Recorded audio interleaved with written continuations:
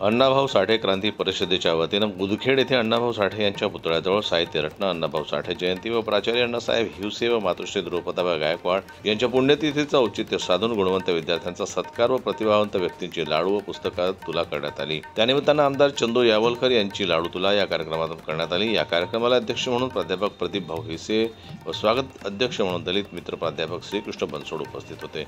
प्रमुख पाहुणे म्हणून प्राध्यापक दिलीप काळे, माजी मुख्याध्यापक भारत पेंढारकर, नरेंद्र बाकडे, प्राध्यापक संतोष काटोळ, अनुसूचित जमाती मोर्चाचे अध्यक्ष सुखदेवराव पवार, आरोग्य विभागाचे राहुल अग्रवाल, पोलीस पाटील धीरज बाहेकर, सरपंच धनराज राठोड तसेच अनेक मान्यवर या कार्यक्रमाला उपस्थित होते।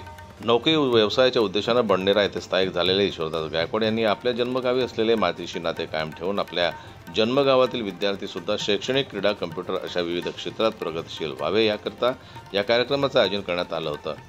या कार्यक्रमाला उपस्थित असलेले समृद्धी राजे साबळे या चिमुकलेनं अण्णाभाऊ साठे यांच्या जीवनचरित्रावर प्रकाश टाकताना मंचक भारावून टाकला होता। शुभम परतेती यांनी अतिशय उत्कृष्ट शब्दशैलीतून कार्यक्रमाचं सूत्रसंचालन केलं, तर आभार प्रदर्शनाचा भार शिवदास गायकवाड यांनी सांभाळला होता। जनरल न्यूज करता मोर्शीहून सोमेश्वर शहाणे यांची रिपोर्ट। 1920 मध्ये लोकमान्य टिळक यांचा मृत्यू झाला व गांधी युगाला सुरुवात झाली। याच वेळी माता वाडूबाई यांच्या पोटी अण्णा नावाचा एक रत्न जन्माला आला। पाहता पाहता दिवस पालटू लागले। वाडूबाई यांनी अण्णांना शाळेत टाकले, पण मित्रांनो त्या काळात जातीभेदाची वारे जोरात वाहत होती। याची जण अण्णा रुग्ण बसली।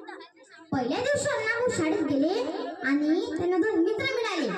दुसऱ्या दिवशी शाळेत गेल्यावर त्यांचं एका सुवर्ण जातीच्या विद्यार्थ्यासोबत भांडण झालं आणि त्यांची काही चूक नसतानाही त्यांच्या वर्ग शिक्षकांनी त्यांना खूप मारले। याचा परिणाम अण्णाभाऊच्या मनावर इतका झाला की ते अर्ध्या शाळेतून घरी वापस आले व पुन्हा कधीच शाळेत गेले नाही। अशातच 1932 मध्ये महाराष्ट्रात सगळीकडे दुष्काळ पसरला होता। लोकांचे खाण्यापिण्याचे हाल होत होते।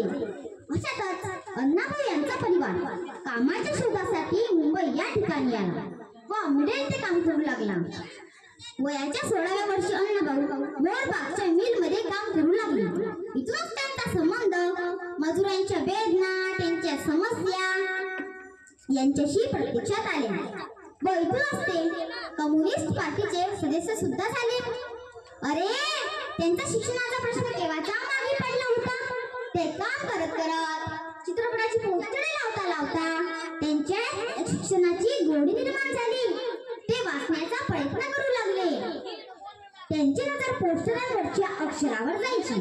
हा र आहे, रले कानारा, राच्या समोर ज आला, जले काना जा, राजा असे र करत करत आपल्या अण्णाभाऊ साहित्याची